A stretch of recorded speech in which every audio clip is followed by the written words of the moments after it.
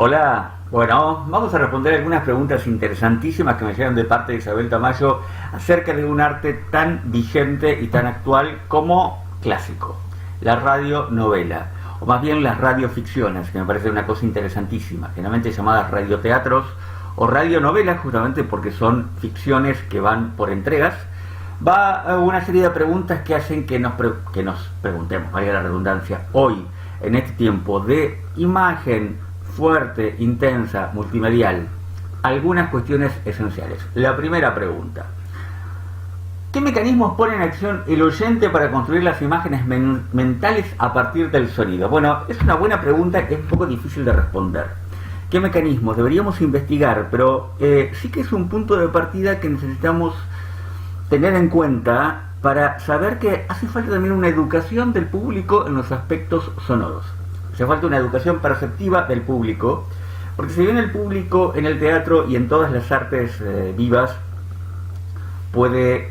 tiene que hacer uso de su imaginación, porque en definitiva las artes vivas son evocativas, son metáfora, y algunas son muy sintéticas en su planteo. En la radio hay dos ventajas. Una, que tenemos una narrativa bastante clásica, bastante lineal, donde los personajes van manifestando sus emociones a través de las inflexiones, a través de la enunciación, que es un tema muy importante, pero sobre todo el espectador tiene que estar dispuesto a poder escuchar. Una cuestión que nos sucede hoy en día es que tenemos una cultura evidentemente visual, llena de imágenes, llena de el famoso multitasking. Estamos haciendo muchas cosas y aparte estamos viendo muchas cosas al mismo tiempo, y lo interesante de esto es cómo predisponer al oyente y cómo educar al espectador para volver al interés por la palabra hablada, solamente por la palabra hablada y solamente por los sonidos. Bien, ahí tenemos desde los museos sonoros hasta los paisajes sonoros, y una cantidad de elementos que tienen que ver con desafiarnos a nosotros como creadores para poder generar estas imágenes a partir del sonido, justamente. Bien, pregunta que nos queda para seguir investigando muchísimo más y que seguramente va a ser muy interesante que lo sigamos viendo. ¿Qué trabajo deben hacer los actores para despegar sus personajes del cuerpo, teniendo su voz como única herramienta para la transmisión del gesto y de la acción? Bueno, y aquí un tema también interesante. Desde hace unas cuantas décadas hemos abandonado esta idea del teatro como parte de un texto o como representación de un texto literario. El teatro es básicamente, en esta también clásica concepción de Peter Brook, esto de el teatro es el hombre que cruza el espacio mientras otro lo mira. El teatro es cuerpo. Lukács también decía esto, ¿no? La teatralidad se da con la presencia física en el escenario. Pero también nos vamos a la teoría de Dubati cuando dice que la teatralidad es anterior al teatro. Creo que la teatralidad anterior al teatro está incluso en las imágenes, por eso vemos teatralidad en las pinturas de Caravaggio, por ejemplo. Por eso vemos una gran teatralidad en las pinturas del Bosco, y también hay teatralidad en el sonido. Hay teatralidad en las voces, hay teatralidad en los efectos especiales.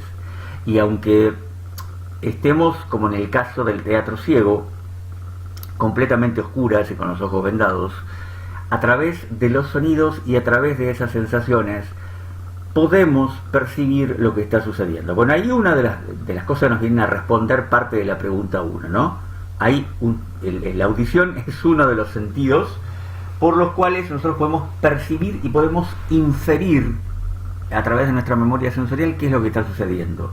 En el caso de los actores, bueno, aquí hay que trasladar toda la energía que habitualmente ponemos en el cuerpo y toda la energía que habitualmente ponemos en el texto, tenemos que trasladarla justamente a las intenciones de la voz.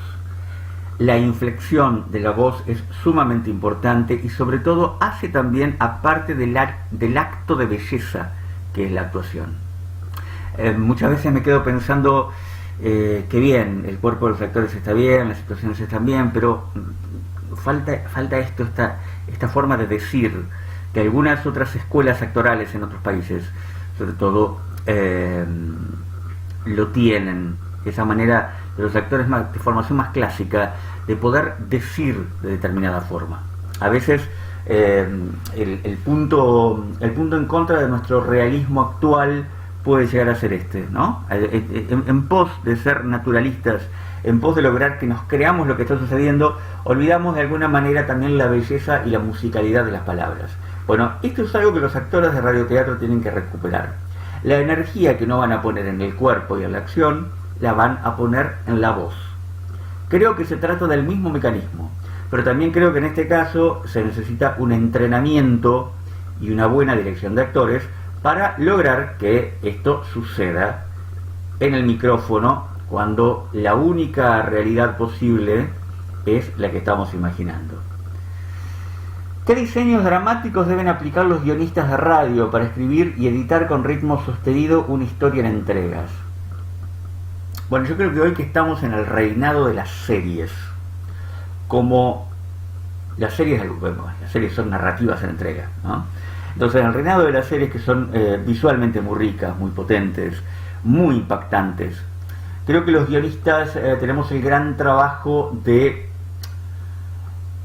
generar un gran interés en las situaciones concretas, dinámicas, cortas para lo que es nuestro público de hoy, pero que al mismo tiempo estén empapadas de hondura, de profundidad.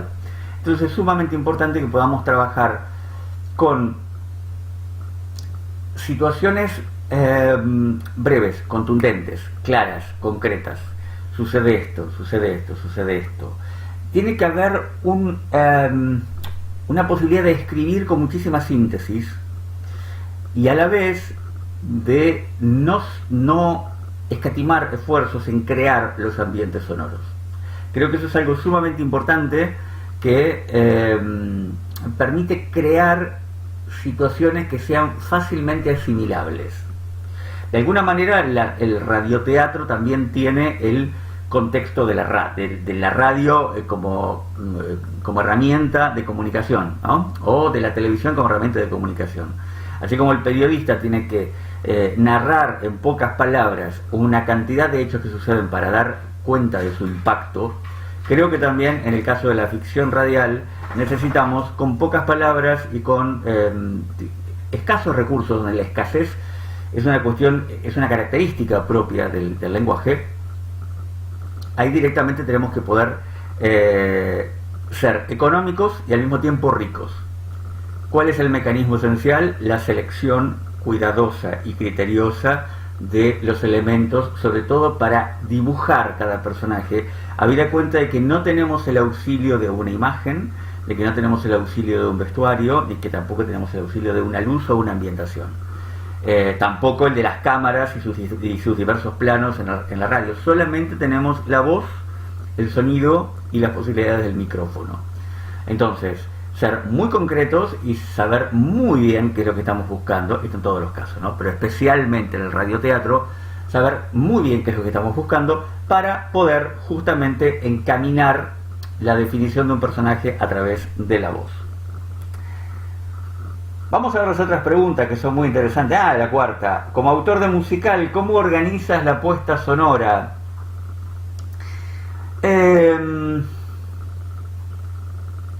Bueno, yo creo que en este caso parto de las mismas premisas que se parten para el escenario.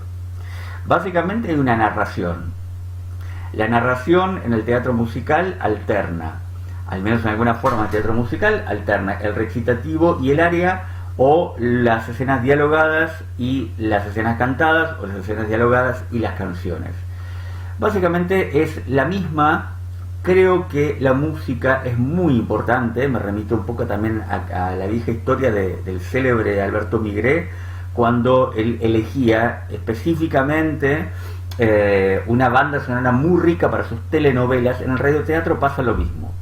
Trabajar una puesta sonora de canciones, de música incidental y de efectos sonoros que sean sumamente ilustrativos, y ahí también hay que ser muy criterioso, sumamente ilustrativos y concretos de los distintos ambientes donde transcurre la acción, porque al no haber escenografía, al no haber locaciones, lógicamente que tenemos que poder identificar dónde y en qué momento del día sucede esto a partir de una selección de sonido.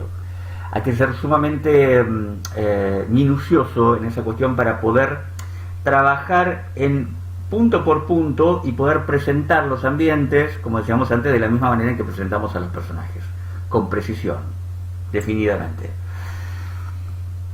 La quinta es muy interesante. Siguiendo la tradición que estudia el melodrama con base en su expresión teatral, Brooks encuentra el secreto de la popularidad del melodrama en su gesticulación exagerada, histriónica e hiperbólica. ¿Te acuerdas con esto?